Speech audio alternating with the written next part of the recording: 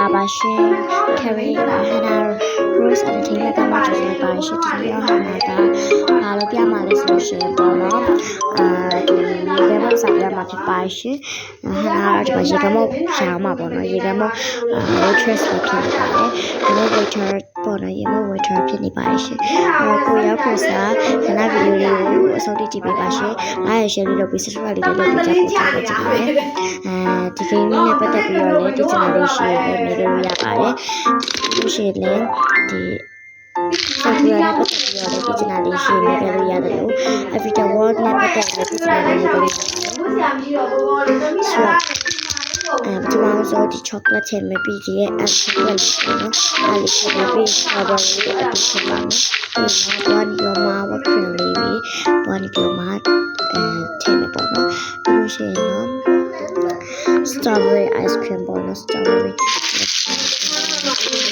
ထည့်မယ်ပြီးရင်တော့ဒီ chocolate ice cream ထည့်ပါမယ်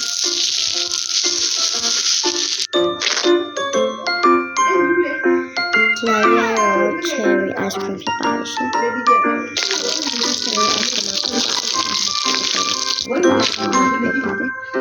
cherry ice cream ဒီ cherry ice cream လေးထည့်ပြပါပြီဆိုလို့ရှိရင်တော့အပေါ်ကနေပြီးတော့မှချက်ပြီးတော့ topping တစ်ခုထည့်ကြမယ်ပေါ့နော်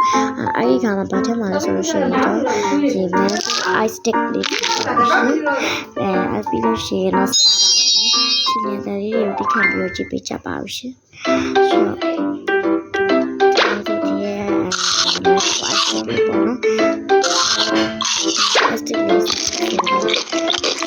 ice cream စားပါမယ်ရှင်တော်လေးလက်စားပါမယ်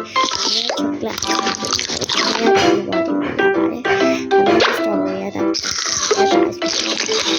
flavor အပြည့်ဝရပါတော့ဒီရှိတာလေး